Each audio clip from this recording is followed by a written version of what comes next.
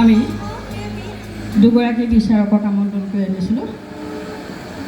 সুলক্ষীনা ভূঞা বাইদেউক মই অকণমান আগলৈ আহিবলৈ অনুৰোধ জনাইছোঁ। সম্বোধনাৰ কাৰণে অকণমান বাইদেউ আগলৈ আহক।